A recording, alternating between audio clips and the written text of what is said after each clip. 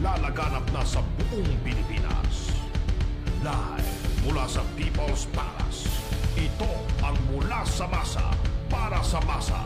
Ihahatid sa atin ni Pangulong Rodrigo Roa Duterte kasama si Rocky Ignacio ng People's Television Network. Tutok na, huwag kakalas.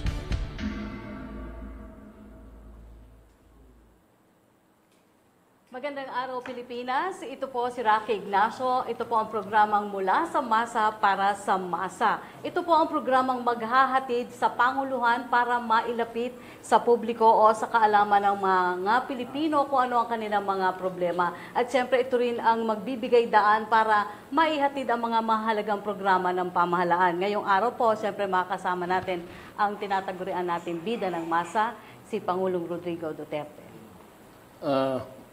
Magandang araw po, and I am happy that I have this time with you para pag-usapan yung mga tinatanong ninyo sa akin. Questions that are never answered by me or by anybody else. Tapos gusto ninyong malaman ngayon ang mga rason na to. And I am ready to respond to the questions from Rocky. Mr. President, kasi meron pa rin mga katanungan ang mga Pilipino sa usapin ng environment. Isa po yan sa mga matagal na naging issue sa ating bansa. Panoorin po natin ito. Hinarang ng Commission on Appointment ang pagtalaga kay Gina Lopez bilang Department of Environment and Natural Resources Secretary. Ang ginawang kapalit sa kanya ni Pangulong Rodrigo Duterte para maging DENR Secretary ay si dating AFP Chief of Staff, retired General Roy Cimatu. Ang unang reaksyon ng Pangulo ay sayang daw si Gina para sa kalikasan. Ang paniwala naman ni Gina, ang dapat humawak ng DENR ay ang Pangulo na lang mismo. Pero kalaunan ay hiniling niya na bigyan din natin ng pagkakataon si General Cimatu na patunayan ang kanyang kakayahan. Ano ang inaasahan ng Pangulo kay General Cimatu? May tungkulin pa kayang iaatang naman kay Gina Lopez? Yan, Mr. President, kasi marami rin pong nanghinayang sa hindi nga pagkumpirma kay dating DNR Secretary Gina Lopez. Pero ano nga ba ang marching order ng Pangulo kay DNR Secretary ngayon, Roy Cimatu?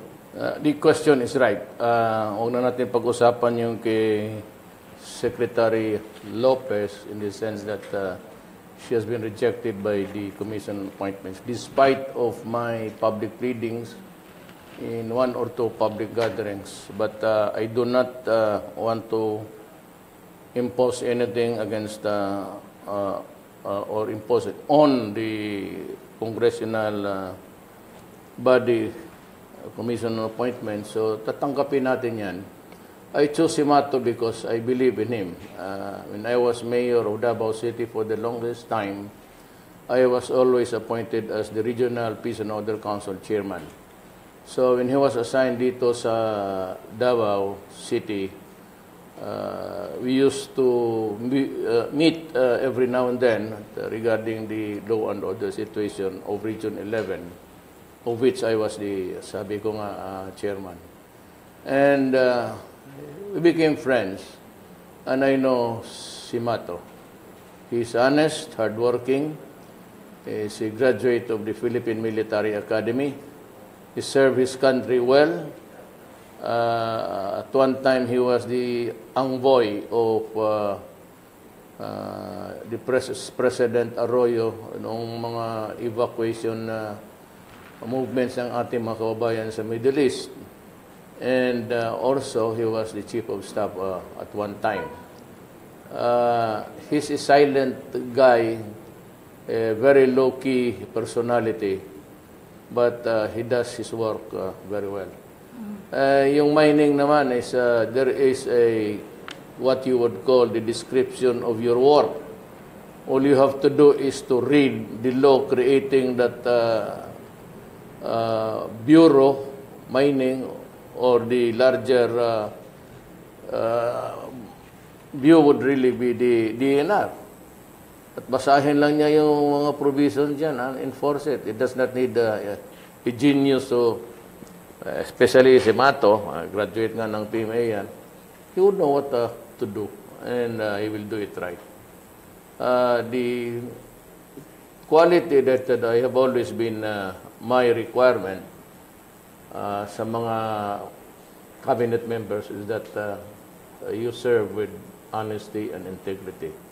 Alam ni Roy, makilala niya ako for so many years, nung he was first assigned and then on, in various capacities siya, ako as mayor, alam niya ang ugali ko at alam niya ang ibig sabihin ng public service sa akin.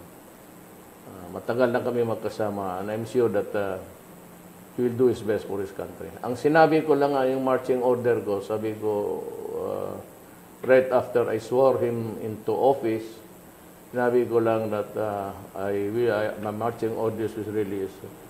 You are there in the Department of Environment and Natural Resources. Just do your duty, do it right, and do not always do it for the country. Okay. Sa issue naman ng peace and order, Mr. President, panoorin natin ito. Taliwas sa ilang balita, hindi totoong gawa ng terorista ang pagsabog ng 2 bomba sa Quiapo, Manila noong Mayo 6. Lumitaw sa investigasyon ng Philippine National Police na isang tax officer ang target ng bomba. Ayon kay Director Oscar Albayalde, hepe ng National Capital Region Police Office, peking pangalan ang ginamit ng nagplano ng pagpapasabog para maihatid ng Grab Express motorcycle ang bomba sa Quiapo. Hindi raw totoong teroristang ISIS ang may likha ng pagsabog. Ano naman ang directive ng Pangulo sa PNP sa gitna ng isyong ito? Yan kasi, Mr. President, may mga kaibigan akong reporters. Natatakot kasi sila na madako dito sa bandang Quiapo. Kasi nga, sa isip nila na ISIS nga ang gumawa. Pero sa resulta nga ng investigasyon ng PNP, hindi at iba itong motibo. So, paano ika-counter ng government yung fear ng mga katulad naming ordinaryo na wala talagang kinalaman ng ISIS dito? In the first place, hingi ako ng paumanhin na lang sa inyo. I'm forced to shift to minsan sa English because hindi ko alam yung appropriate na Tagalog words to characterize what I'm trying to say. But certainly it is not an ISIS thing. One is that kung ISIS yan, hindi puputok sa Quiapo yan. It could be somewhere else, but definitely not Quiapo. Kasi puro karamihan dyan ang nakatira ang ating mga kapatid na Moro. And if it's an ISIS, I do not think that it would start there or initiated in that place. But there is bad blood amongst the group of persons there. It could be Irido, which is actually Irido is a vendetta. Tawag namin dyan is a vendetta yung ng isang pamilya o isang grupo. But yung pipe bomb na pumutok at saka yung the subsequent ones, yung dalawa, kaawa naman yung nagdala nung yung inutusang ng ano. He was working for this company. Is it a delivery thing? Or parang Uber? O Uber or whatever. At yan, empleyado lang isang kumpanya, hinatid yung ipanadeliver doon. While he was handing it, handing it to the other guy, yun, pumutok. And so, yun ang damay talaga. But definitely, I'm assuring you, it is not the handiwork of ISIS. Hindi naman sabihin mo, ilagay mo lahat naman sa ISIS. Hindi naman ganun. While I do not like ISIS, but I do not want also to attribute things na hindi naman nila ginawa. So, let's put things in the proper perspective para we act fairly in everybody's thing, and this is not theirs. So, parang away ito dyan sa loob and personal. Always, I think it's money. But if there is something else in the theory, I do not know. But it could always, I say, begin with money matters. Well, almost all quarrels begin with money. Yun ang masasabi ko. And I'm sure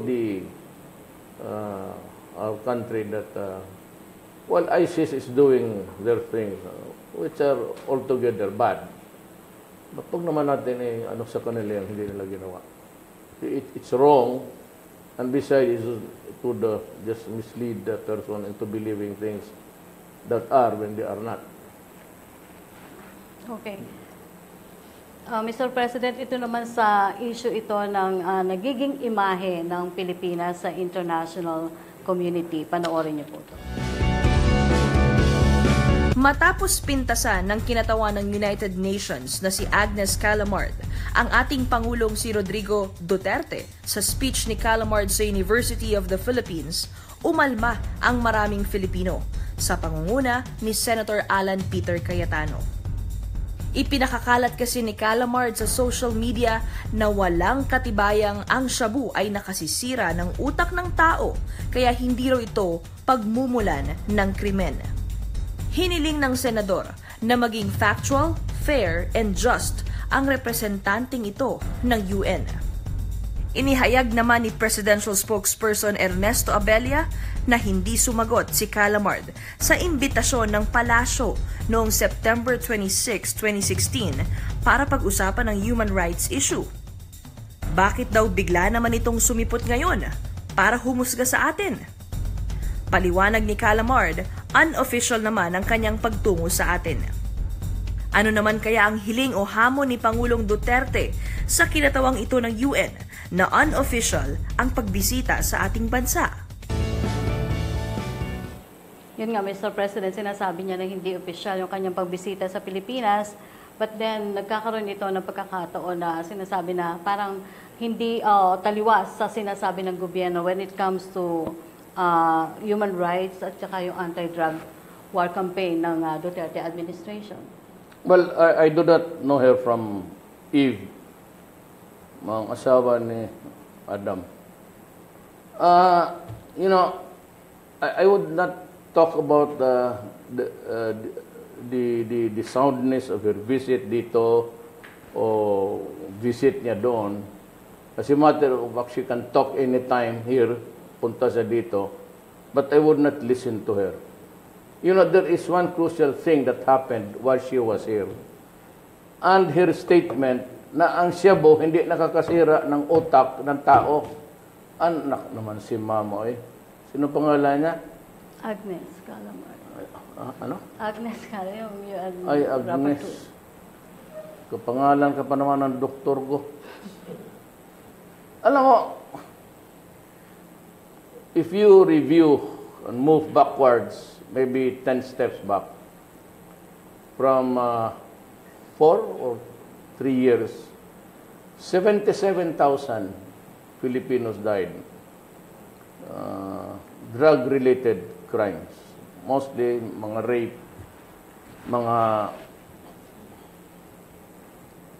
murder, diretso, rape with homicide, robbery with homicide, robbery with rape with homicide.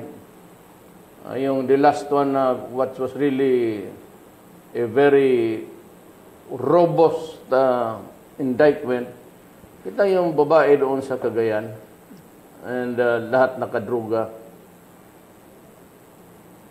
Kung ang mga tao magsabi sa iyo, ang guardian angel niya, nagsasabi nga, patay niya, hatsahin niya yung nanay niya kasi demonyo. Kung lahat ng mamamatay dyan, walang kasalanan, hindi sira ang ulo, bakit pumatay ang mga po? Bakit nila ginalaw ang mga bata? 1 year old, 2 years old. Alam mo, pagka ganun ang ginagawa ng tao, whether you like it or not, he is crazy. Ang tao na mag-rape ng 18 years old, 1 year old na bata, must be crazy. So, what caused this insanity of the numbers of Filipinos committing the crime? Imposible naman na araw-araw may bambubuang lang sa hangin. or because of genetical disorder.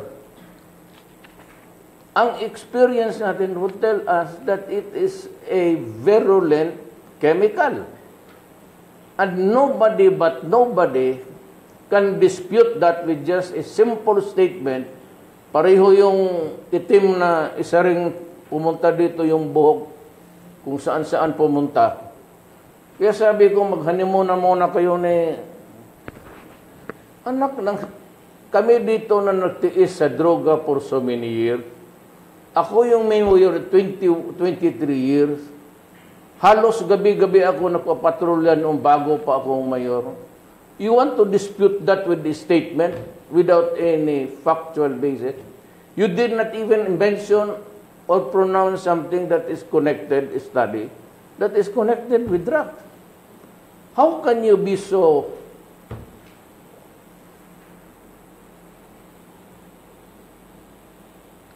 stupid? You are stupid. Now, for me to submit to you an investigation at this time now, you must be crazy. You have prejudged me.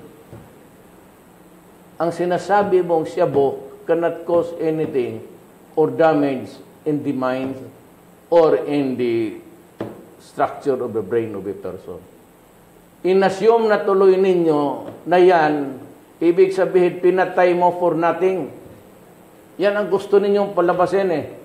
Pinapatay ko. Kahil durugista, sira ulo. Bakit patayin mo naman hindi yung luko-luko? Ngayon, sinabi ninyo yung drugs, okay yan, parang aspirin lang yan, at pinatay mo pa. You have prejudged me.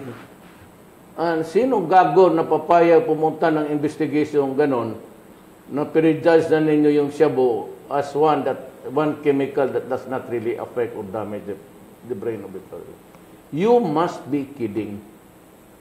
You must be kidding. Kayo ang dapat i-indict ko. And you want to have a public debate, come here. Basta, if you want to testify against me, you must be under oath, including the rapporteur. If you want to state your charges, be under oath. Because if there is anything false or a lie there, I will go after you. And I will see to it that you go to jail for. Talagang hatake, even if you are a foreigner, I don't know if you enjoy a diplomatic advantage. But again, pag ginawa mo yan dito, I will arrest you. You're committing perjury. Good. Yes, Mr. President, according to new Foreign Affairs Secretary Alan Peter Cayetano, your anti-drug war is to protect the more than 100 million Filipinos. Yes, correct. And We have 4 billion drug addicts. What am I supposed to do? Ano mo ganito yan Rocky? When at the time he commits the crime, magnanakaw siya pera para magamit niya he can buy shabu. He kills a person, but at the time he is high on drugs. Therefore, not in his right mind. Pagka na-establish yan na siya pumatay dahil sa droga, hindi mo madala sa korte yan because at that time, he is not of sound mind. He is not equipped with the mental faculties to face, to discern what is right and what is wrong. Ngayon, kung hindi siya gago noon, hindi siya buwang, but at the time of the trial, buwang na siya, about 6 months after, overuse of the chemical shabu, hindi mo na rin sila mademanda. And they cannot stand trial because the court will say, look, he cannot stand trial because he's crazy. And so in between, far and wide, the victims now, who will answer for these crimes? Hindi mo naman mahabol kasi out of his mind nga nung ginawa niya. O yung ginawa niya of his right mind, but at the time of the trial, wala na, sabog na. Sino ngayon ang babayad nitong problema? Who will now answer for this loss of so many lives. And who will now take care of this 4 million? Madali lang sabihin niya sa inyo, kita mo naman sa Amerika. Tapos sila, it was not until with the advent of everybody being conscious of human rights. Wala ito noon eh. But in the early 60s, itong Amerika, itong EU, but lalo na Amerika, in their desire to be civilized, to be known as a civilized state, started going around giving assistance for the promotion of human rights. Wala pa yan Cebu. Not even money to combat Cebu. Only the promotion of human rights. Karamihan on mga political, mga biktima sa political vendetta. Either because the dictator is the ruler, is harsh or putting in prison many of his political enemies. Doon nag-umpisa yan. Ngayon, they rumbled into so many things. Marijuana, bawal noon, patayan, tapos suddenly they realized, marijuana pala, hindi okay yan. So nagbibigay na sila ng marijuana. Ay, yung pinatay ninyo noon, paano yun? Kung ang marijuana pala okay, pinagbibigay na ninyo ng libre ngayon. So what happened to those who were arrested and overkilled in the process? Sinong managot doon? Gobyerno, kayo. Tapos pupunta kayo dito sa amin, tinuturo ninyo kami. Na sa amin, alam namin na bawal talaga. Nasa batas namin eh. See. And if they are arrested, and they do not want to be placed under the custody of the law, but rather would fight, makipagpatayan, makipagsaksakan, and they are killed, and you are pointing it to me, wala naman akong inutusan na patayin niya nakatalikod o nakaluhod. So, dapat kayo ang may tupak. Siguro, kayo ang nagmarijuana noon. Yung ulo ninyo sira. How about the drug bust operations noon ng marijuana na namatay? Kinulong ninyo ng 99 years. Aggravating because the crime of rape was committed by the use of drugs. So maximum of 60 years, 50 years. Who will now pay for this? Following your theory, who will now pay for this? Na libre na pala ang marijuana ngayon, pinagbibigay na ninyo. Ngayon, ang gusto ninyo, suggestion ninyo, maglagay ako ng stasyon ng Cebu at ibibigay ko sa mga Pilipinong para libre na. May tanong ako sa inyo.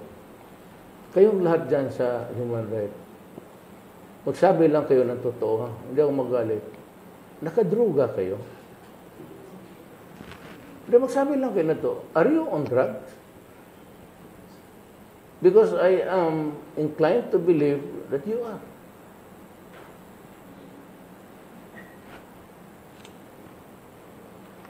Mr. President, magbigay ako ng... Kung maglagay ako ng Cebu dito ngayon, ikaw, kunin mo. Hindi ako marunong nga. Sinabi na... Mr. President, yung kampanya mo kontra illegal na droga, talagang sinusuportahan yan maski ng mga Pilipino abroad. Pero nasa na nga ba ang anti-drug war ng Duterte administration?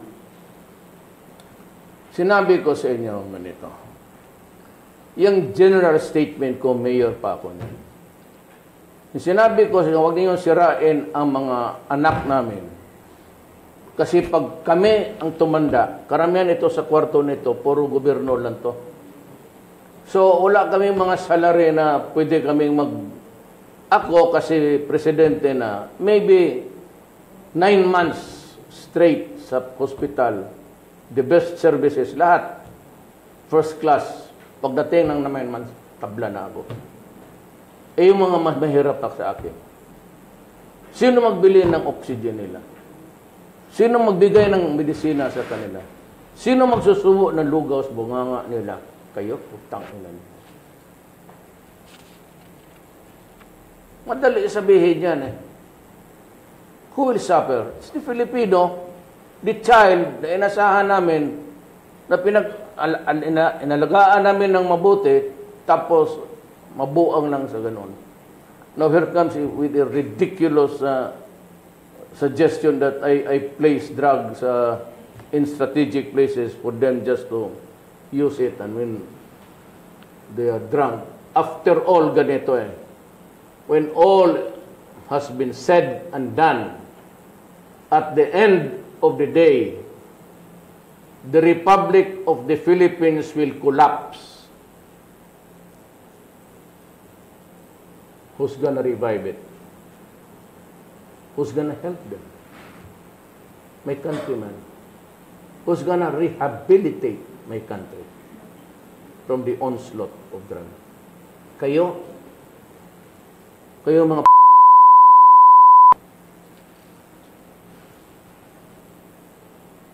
be crazy. You must be crazy. Kaya, yung sinabi ko, na do not do this because I will kill you, that is a general statement. Wala akong sinutan, I will kill you. Hindi ako nagsabi na I will order Bongo to kill you with a revolver or a pistol or with it. Because it was an outrage coming from a leader. Pero yung mga pulis, bago maging pulis yan, tinuturo na sa kanila kung paano, kung kailan magpatay ng tao. And there is only one rule there, whether in the performance of duty or isa ka lang a citizen then walking to the streets and you are attacked, wala kang kasalanan, and you kill the idiot, self-defense, sa police naman, performance of duty. Hindi ko na kailangan sabihin that I will kill you because the law says that Tapos na yan. Alam ng police kung hanggang saan yan sila. Yung I will kill you is an outrage of mine. And yun ang ginagamit ng mga iyo. Kaya ko sabi ko, stupido kayo. Kita mo naman, I never said, I will order the army, I will order the scout rangers to kill you. I said, I will kill you. Hanggang ngayon, wala pa akong pinatay na raportor.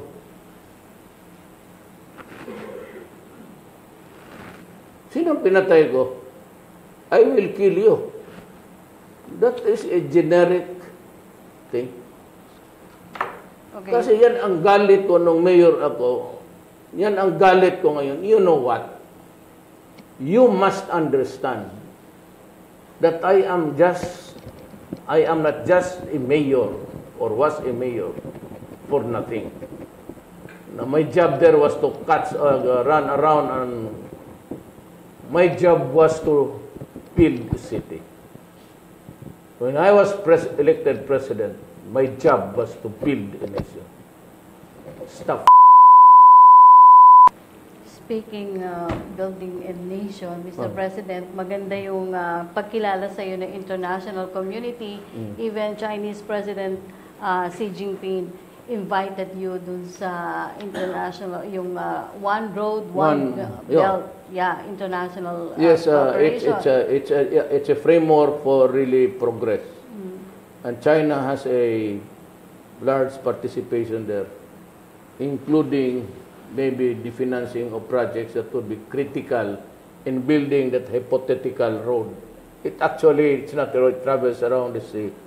Papuntang Pilipinas, then to Malaysia, down to Indonesia, then maybe Australia. Are we ready to embark on the road to progress? Fasten your seatbelt and get ready. On board are 29 foreign heads and dignitaries from different countries. In this journey is a passenger with an important role, the President of the Philippines, President Rodrigo Roa Duterte. What is our direction to promote the Philippine economic development? It's basically an ambitious project or initiative by China to revive the old Silk Road, or the routes, the routes along this Silk Road, which would link Asia, the Middle East, Central Asia with Europe. What is the intention in creating a closer and stronger partnership with the neighboring countries? The basic goal for the Philippines is how the Belt and Road Initiative can be leveraged or can be used to promote our economic interests, or promote our economic development. What are the bilateral relations that will be driven by friendly cooperation and projects that would benefit the Philippine economy, trade, culture, and arts, and not by dispute? There might be bumps and cracks on our way up. With this program, we will surely reach our progress. This is One Belt, One Road. Pero isa yan sa mga makikreate dun sa target mo na dagdag opportunities and trabaho sa mga... Yes, because China would build the industries for you to export and import. So kung ano kayo malakas ka dyan, gaya ng Pilipinas, sa agricultural tayo, because whether you like it or not, we are agricultural-based country, then we start to improve on that and maybe expand. Kung ano yung pinakamarami sa iyo, yun, mining, mine and produce more. So it's you need money really to grow up in this world. Pero yung in-appoint mo si Foreign Affairs Secretary Alan Peter Cayetano, nagkaroon na kayo ng conversation or discussion kung paano i-deal yung issue ng Pilipinas sa South China Sea? Yes, may prangkahan na kami. More than yung sabi nila na suggestion niya, go to God. Sabihin ko lang sa inyo in due time. In front of several cabinet members, point blank, sinabi ko yan. Sinabi ko, we are going there to drill for oil because that is ours. Ayaw ko na lang ano yung sagot lang. Okay. Pero ganito na lang. Sabihin ko sa iyo. Iyo yan. Do not touch it. Kaibigan tayo. Kung pakialaman mo yan, gusto mo away tayo, gera tayo. More than just invoking, na amin yan. Ay kung sagutin ka ng ganun, anong gawin ko? Kaya hindi ka muna kaya magkuha ko ng Navy ko. Pero definitely, Mr. President, yung decision ng UN Arbitral Tribunal, hindi mababaliwala yun when it comes Hindi yan mababaliwala because it will be there for all time. And it will always bug China. But at this time, because so many countries are claiming the area, kaya sila ganyan. Kasi Vietnam is also there, nandyan ang Malaysia. Pag-agawa na, maggulo na. Sabi niya, wag muna. Wait for better times when heads are cooler. And when we have the equanimity sa ating katawan, both in minds and body, to discuss it. But I told them that there will always be a time that the issue will crop up. Even during my term. Yes. Pupunta na tayo ngayon sa bahagi ng programa na to ng Good Job. Marami tayong pledges to help. And China has been very adamant about it. Actually, they are the ones hurrying us up. At yung first mga tranches nila, dumating naman. That's about 2 billion plus already coming in. Dumating na. And everybody is taking advantage of it. It is not really money where you can withdraw from the bank and then just throw it out. It's a money for business. Yes. So lahat ng mga may negosyo ngayon ang gusto mag-expand. So in expanding, you also increase the number of Filipinos employed. Ang habol ko dyan ang trabaho muna. But maybe later on, in the fullness of God's time, we'll be able to develop really products that are our own. Okay. Most of that is really yung steel, which is one of the concessions that's being asked by the Tong Komunista, that we develop our own steel industry. Kasi sabi kasi nila, mura ngayon. Some other school of thought say that a glut of supply sa iron. Hindi yan eh. Kung magkalit-silit sa itong buhay na ito, mag-away-away tayo, saan kukuha ng Paragaw Igbala?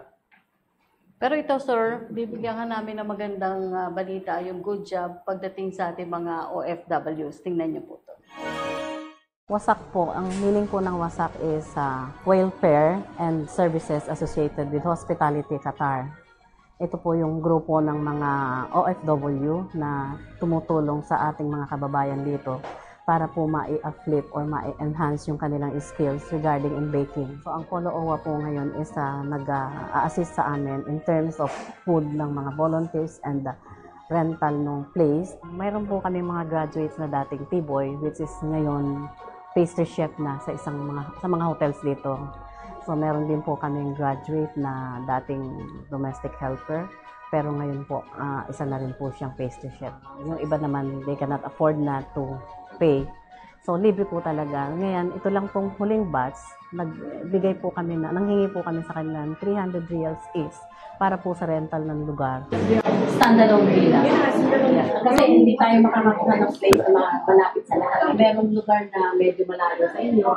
Volunteer na nagluluto ng mga pangarap ng ilang OFW na naghahangad sumarap ang buhay. Hindi lamang dagdag na income ang natitimpla sa bawat attendee, kundi paraan ito sa pagtaas ng moral nila dahil sa dagdag dunong sa harap ng pugon. Gaya ng cake na sa unang salang walang halimuyak, kaunti ang attendee sa wasak sa unang salang. Pero habang umuusok na sa pugon ng kaalaman, ay umakit sila ng maraming gustong tumikim ng matamis na pastries. Hanggat nandito po kami, willing po kami to volunteer para makatulong. Ang kailangan lang po talaga namin yung lugar. Nangangamba nga lamang si Aling Rosaline, ang hepe ng pugon, na baka mapanis ang sinimulan nilang putahe ng malusog na kapalaran para sa OFWs ng Qatar. Kahit suportado ng TESDA, OWA at Polo ang kanilang baking school, wala silang sariling panaderya para ma-preserve ang mabuting layunin. Yan, ano yung maipapahatid na tulong ng pamahalaan? Ganito yan, Rocky. Hindi naman ako napapakorne. But ako talaga mahal ko ang kababayan kong Pilipino. May Pilipino ako. Ngayon, baski yan ang pangako ko na walang korupsyon. Talagang hihintuin ka ang korupsyon. Pagka nakademanda ka ng korupsyon dito, I will see to it that kung may kasalanan ka, you are out. It goes for all. From the cabinet, may pinar-out na ako during a cabinet meeting for lying to his teeth in front of me. May mga taga-Davao ako na board me since I was mayor na sinipa mo. Ganito kasi yan para sa ating mga OFW. Sabi ko, I promised you within mga 3 to 4 years, mag-stabilize to. Wala yung droga, yung criminal, will go down, then progress can really come to our country. Maghintay lang ho kayo ng kunti. Just give me time to improve things. And maawa ang Diyos, i-improve talaga tayo. Ngayon pa lang, nag-i-improve ng economy, umaakyat na. Ang exports natin, back to the original. Noon wala na nagbibili ng saging, kasi may alitan ang Amerika, pati tayo nadadamay punta China. And same with Russia. Kaya ganito yan para po the OFW. Ganun na lang ang pagmalasakit ko sa inyo. Kasi alam mo, may nanay umaalis. Once the mother leaves the family, that family is already hindi na normal yan. Dysfunctional na yan. Pag umalis pa ang tatay at pupunta doon sa isang bayan, hindi magkapareho, that family is now left in the care of mga lolo, lola o kapatid. That time, dysfunctional na ang bata. Lalaki yan na wala na masyadong disiplina, always longing a father or mother.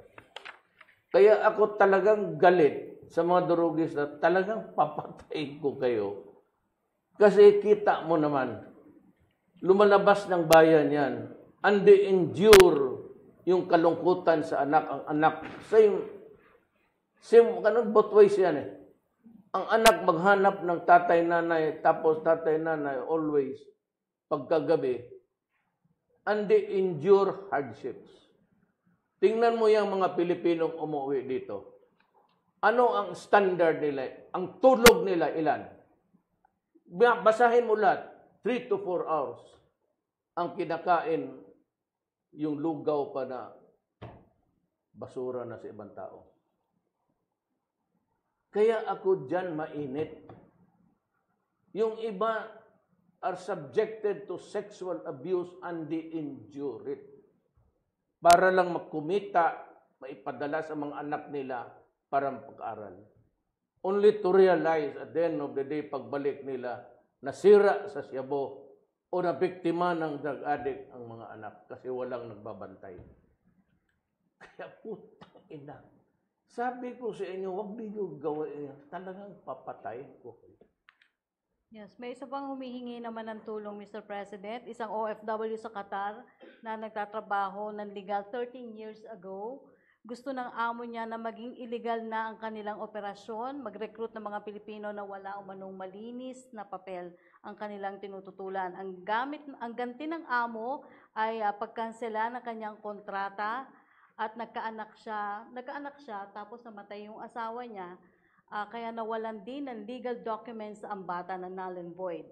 Pakinggan natin yung story. Well, we have always the embassy, and if you have time, I will personally ask the Foreign Affairs Department to look into this, give more focus on acts of injustice, and we will do the necessary things to help you. Yan, ito, pakinggan natin, Mr. President, para mapaabot sa iyo yung hinihingi nilang tulong. Panoorin mo to. 13 taon na si Nancy Aranzanzo sa Doha, Qatar. Dito na rin siya nagkaanak, ang 10 taong gulang na si Angela. Sa panahong ito, 11 taon na ang pagdurusa nilang mag-ina.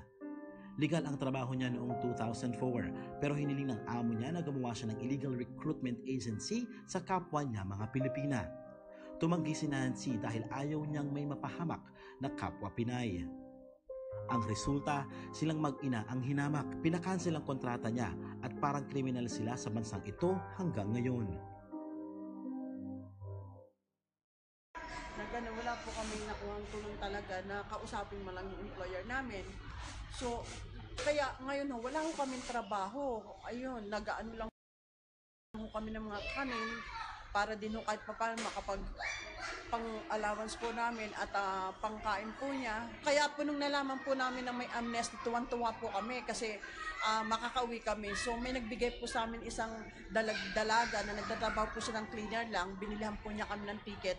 Pagpunta naman po namin sa deportation, hindi po kami tinanggap kasi kailangan po daw, meron kaming i-clearance pa na babayaran tungkol sa bahay namin nung dating pa nung araw pa. Pero hindi po namin alam kung paano po naging 96,000 real po yun. Wala po kaming wala po kaming ibabayad talaga kasi kahit nga po yung pang-upa ng maliit ako wala po kaming pang-upa kaya nakikitulog na umuukan kung kani-kanino. Pang-5 bahay na po yata namin, 5 church. Minsan nga, pumupunta kami sa kaibigan pag may prayer meeting, doon kami nakikitulog, kahit saan lang po. Ilang ulit na silang sumulat kay Pangulong Rodrigo Duterte para makauwi, pero hindi naman daw nakakarating ang liham. Kaya muli, sumulat ang kanyang anak sa pagbisita ng Pangulo sa Doha, Qatar. Ito po ang sabi niya, Dear beloved President, hi po, I'm Angela Estrada, I'm 10 years old. I born in Doha, Qatar. Please help po sa our case because po my father died last year And my nanay po no work and we don't have house po. And help po to go home in the Philippines. Miss na miss ko ng Pilipinas. Kaya nga nung nalaman ko si Presidente Manalo, tagang tuwan-tuwa po ako dahil alam kong safe na doon. Namatay po yung tatay niya dito. Talagang siya lang po ang pinauwi namin. Manghingi kami ng pamasahe para po mabayaran po namin yung ticket na 8,000. At yung box po niya na 1,200. Talagang, tapos kakauwi pa lang po niya ng Pilipinas, 3 days na matay po yung nanay ko. Hindi na mo nakauwi, hindi ko siya makakita pa.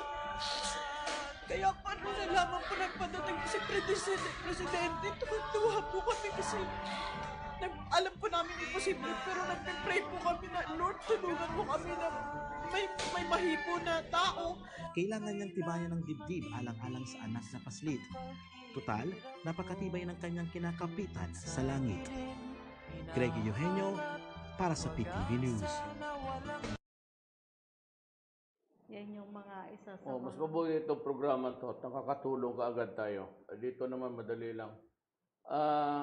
All you have to do is go to the embassy tomorrow. Bukas, gabi man siguro, umaga man siguro yan. I don't know. 5 hours. 5 hours difference. Okay. Punta kayo sa embassy natin. Babayaran ko yung utang ninyo at bigyan kayo ng travel documents. About that thing, ano yung hinihingi ng DFA, yung certificate of... Sabi ko, walain na yan. That's... I do not like that regulation. That's bullshit.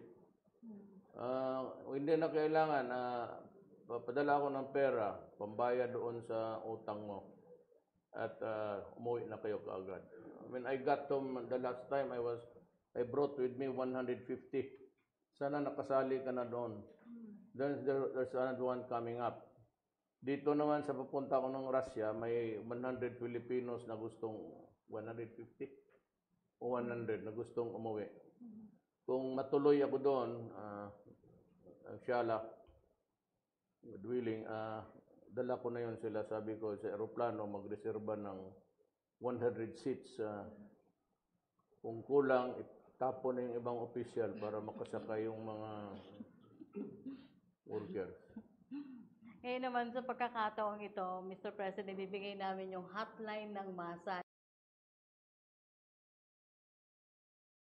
Ito yung pakikipag-usap mo ng personal doon po sa mga nais humingi ng tulong sa iyo. Pakinggan po natin narito si Miss Nancy Aranzaso na isa pong OFW. Yan. Siya yung nakita ni-report natin, Mr. President, na humihingi sa iyo ng tulong. At least ito, personal mo nang maipapaabot yung sinabi mo kanina. Yung, okay na ho, babayaran ko yung ticket. Punta lang kayo sa embassy at magpadala ako ng pera para sa pambayad sa utang.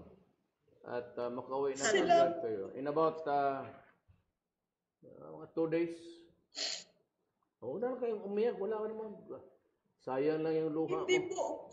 Kasi sobra po naming saya.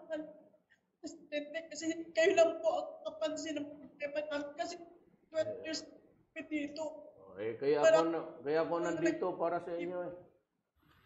Gusto na po talaga namin umuwi. Sabi ko nga po dati, kahit umabit kami sa pak ng dati.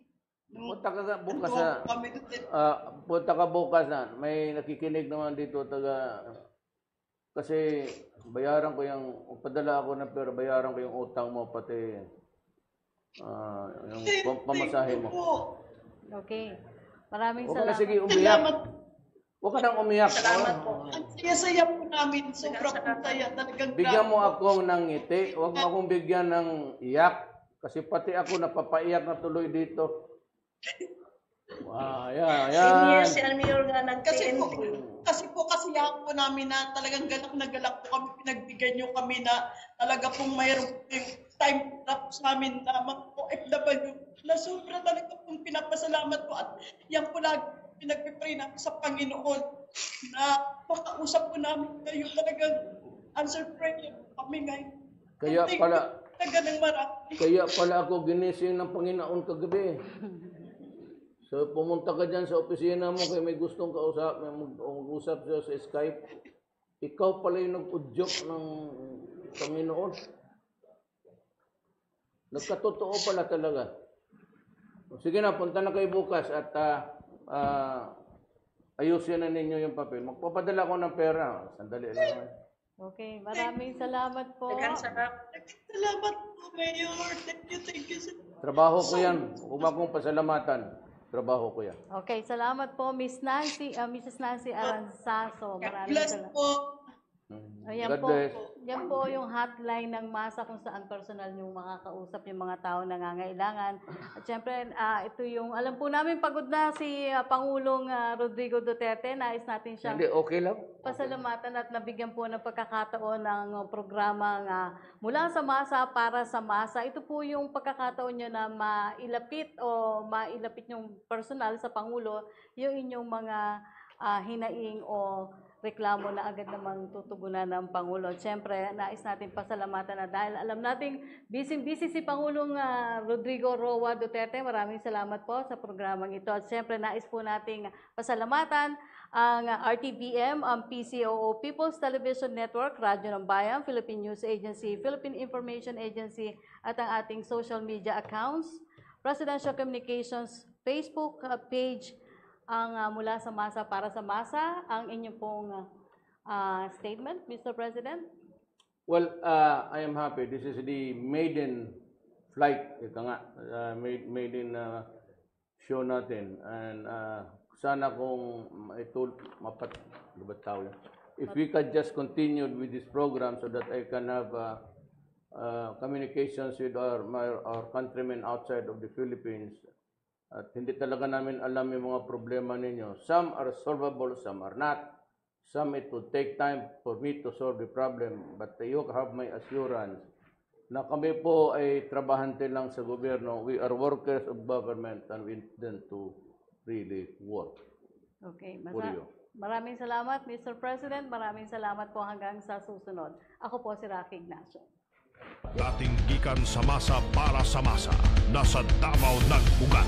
Ngayon ay lalaganap na sa buong Pilipinas. Live mula sa People's Palace, ito ang Mula sa MASA para sa MASA.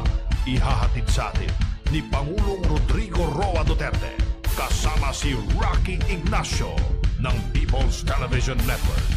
Tutok na, huwag kakalas.